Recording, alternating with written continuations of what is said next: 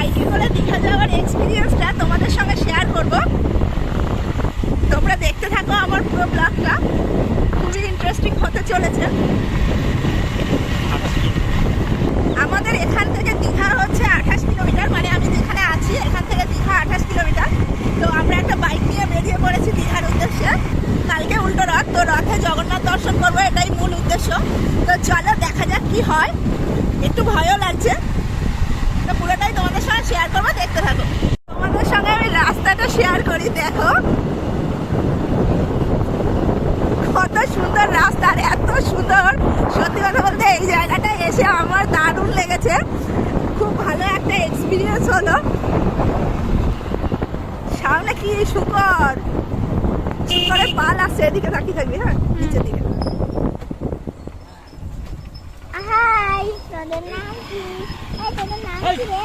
দেখো এখানে রাস্তায় ভর্তি শুকর।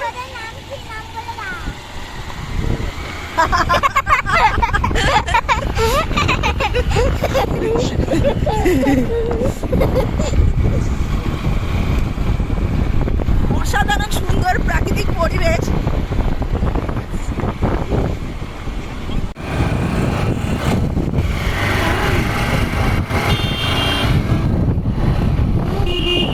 আমরা কিন্তু সত্যি খুব এক্সাইটেড বাইকে করে দীঘা যাওয়া, ব্যাপারটা একটা অন্যরকম ব্যাপার।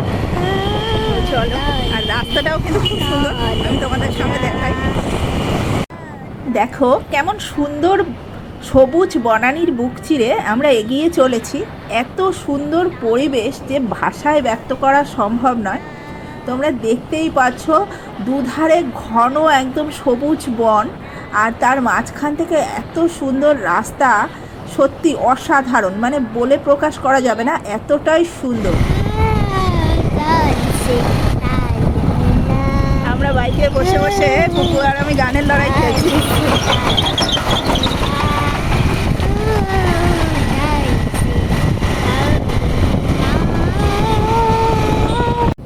বন্ধুরা, বাইকে করে দীঘা যাওয়ার ব্যাপারটার কিন্তু আমি একদমই পক্ষপাতী ছিলাম না কোনোদিনও, কারণ আমাদের এখান থেকে দীঘার ডিস্টেন্স অনেকটাই, আর এখানে যেহেতু প্রচুর গাড়ি ঘোড়া আর মেইন রোড দিয়ে যেতে হবে, তো আমার মনে খুব ভয় ছিল দীঘা যাওয়া বাইকে।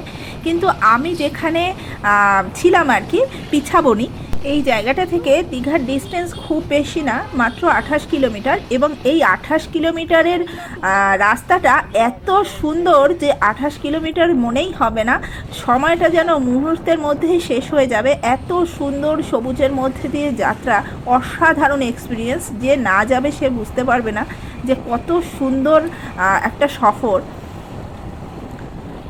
আপনারা দেখো এখানে সেই ছাকি জাল না কি বলে, ওই দিয়ে মাছ ধরছে। আমরা রাস্তায় দাঁড়িয়ে গেছি এদের মাছ ধরা দেখে। কি মাছ পাচ্ছ গো? কি মাছ পাচ্ছ? সব ছোট ছোট মাছ।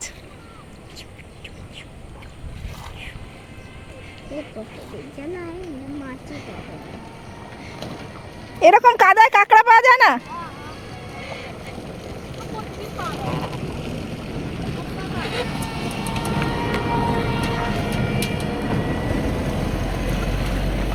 দেখো রাস্তার, মানে রাস্তায় ঘুরলেই সময় কেটে যাবে, এমন সুন্দর রাস্তাটা, এত সুন্দর চারিদিকের পরিবেশ।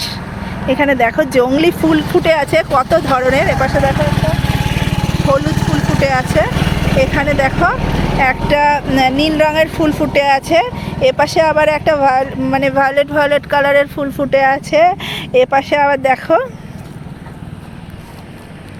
রঙিন ফুল ফুটে আছে। না বাবা, বেরি না, খাস না। দেখো কালো কালো ফল হয়ে আছে, মিষ্টি বলছে এগুলো বেরি না, বিষাক্ত হতে পারে, বলে খাবো না। এই দেখো এখানে লাল হলুদ ফুল ফুটে আছে। কিছু বললে আমাদের?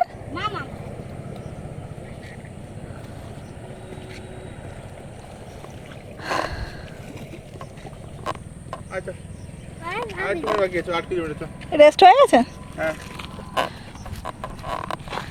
বাইক চালাতে চালাতে হাঁপিয়ে গেছে, তাই এখানে দাঁড়াতে বললো। বিক্রি করো নাকি বাড়িতে খাও? ধরলে একবেলার হয়ে যায় বলো?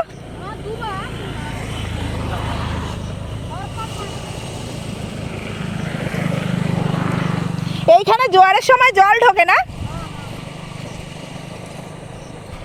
আচ্ছা, এটা কি একটা মরা নদী? এইটা এইটা কি তাহলে? আচ্ছা আচ্ছা, খাল। তো বন্ধুরা, আমরা এখন রাস্তায় রেস্ট করতে দাঁড়িয়েছি, আর এখানে দারুণ সুন্দর পরিবেশ। আমাদের সত্যি মানে এখানে না কোথাও দাঁড়িয়ে মানে সারাদিন ঘুরলেও দিন কেটে যায়, এত সুন্দর জায়গা। আর মানে ফুলগুলো আমার এত ভালো লাগছে, দেখো সব আমার পিছনে, এপাশে হলুদ, লাল হলুদ, গোলাপি, সে বিভিন্ন কালারের ফুল, এত ভালো লাগছে, খুব ভালো লাগছে। আর বেশি নয়, আর 8 কিলোমিটার মতো আছে। 8 কিলোমিটার পাড়ি দিলেই আমরা পৌঁছে যাব দীঘা। তো চলো আবার যাত্রা শুরু করা যাক। খুব ভালো লাগছে। আর দেখো, এই বাইকটা আমরা ওখান থেকে নিয়ে এসেছি, আমরা যেখানে আছি আর কি, সে ওর মামুর বাড়িতে, মিষ্টির মামু মানে আমার ভাইয়ের বাড়িতে। তো ওখান থেকে একজনের বাইক নিয়ে চলে এসেছি। তো এটা নিয়েই আজকে আমরা সারাদিন দীঘা ঘুরবো। তো চলো, দেরি হয়ে যাচ্ছে, তাড়াতাড়ি যাই। বন্ধুরা, এই রাস্তাটা জাস্ট দেখো, অসাধারণ দৃশ্য।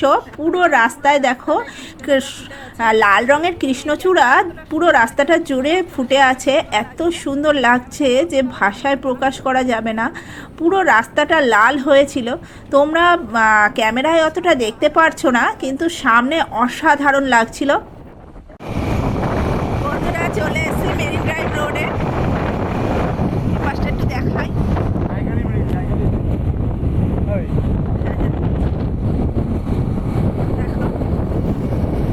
এবার বন্ধুরা চলে এসেছি আমরা মেরিন ড্রাইভ রোডে, এবং সামনেই রয়েছে নাইকালি মন্দির। আমরা রয়েছি নাইকালি ব্রিজে।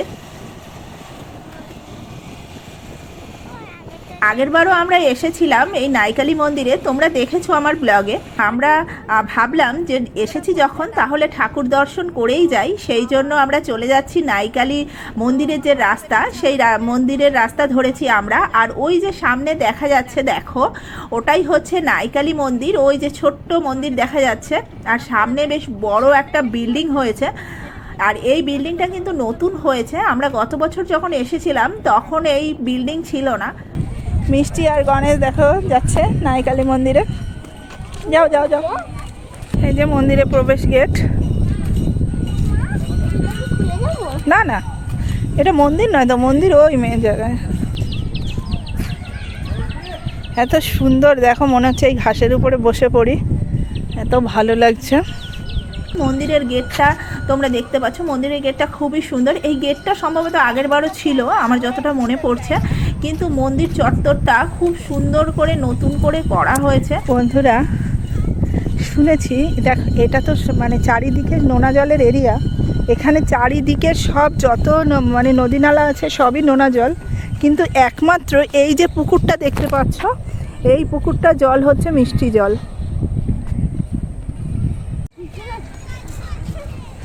এই মন্দির চত্বরটাই পুরো এরকম নতুন করে সব কিছু করা হয়েছে।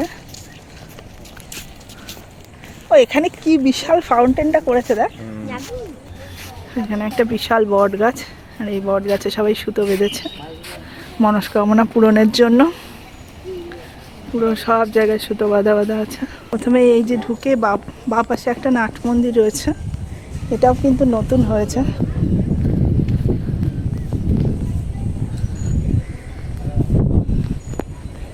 আগের বার মানে ঠিক 1 বছর আগে এসেছিলাম আমরা, কিন্তু 1 বছরের মধ্যে কত কি চেঞ্জ হয়ে গেছে মন্দিরটার।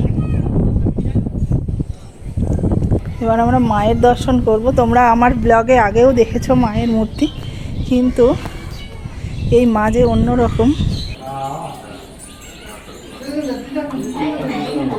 মায়ের মুখটা দেখো, কালী ঠাকুরের মতো নয়, কত সুন্দর।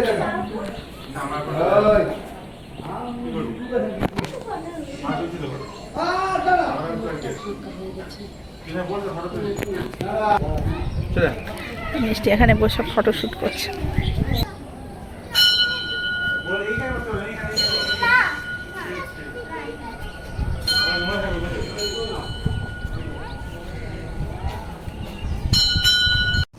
বন্ধুরা উঠে পড়েছি বাইকে, চলে যাচ্ছি নায়কালী মন্দির ছেড়ে দীঘার উদ্দেশ্যে।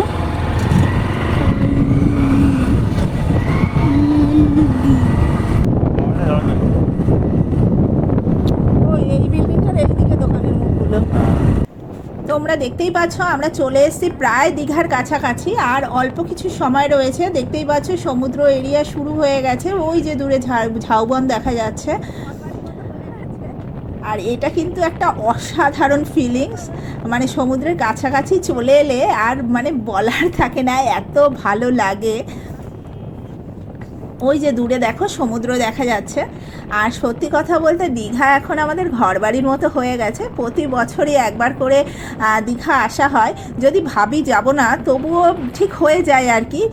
মানে দীঘার সঙ্গে একটা আত্মার টান তৈরি হয়ে গেছে। যে কোনো উপায়ে আমাদের ঠিক দীঘা চলে যাওয়া হয়ে যায়। অনেকেই বলে যে বারবার এক জায়গায় গিয়ে কি লাভ পাস, কিন্তু জানি না, আমার কিন্তু দীঘা ভীষণই প্রিয়। আমার মানে সবসময় আমার সব জায়গার আগে দীঘাকেই বেশি ভালো লাগে, কেন জানি না। তো দেখো আমরা চলে এসেছি দীঘা গেটে। আর এই যে আমরা যেখানে দাঁড়িয়ে আছি এর সাইডেই হচ্ছে সেই বড় মেইন গেটটা, পরের মানে সাইডের রাস্তাটায় আমরা হচ্ছে এই বাঁ সাইডের রাস্তাটা দিয়ে ঢুকেছি, সেই জন্য বড় গেটটা তোমাদের দেখানো হলো না। আমরা এসেছি তাই থ্যাংক ইউ বলছি।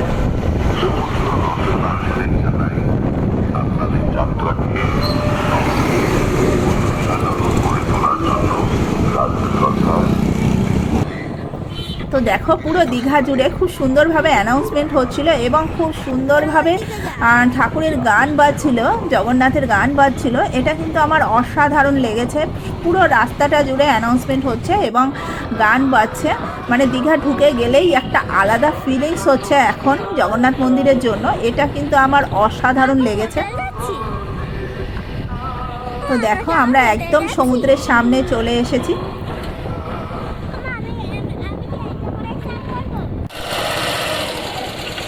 তো বন্ধুরা আমরা পৌঁছে গেছি আমাদের হোটেলে, এই যে আমাদের হোটেল। তো যাই ভিতরে যাই। তো এই ব্লগটা এখানেই থাক, দেখতে থাকো নেক্সট পার্ট।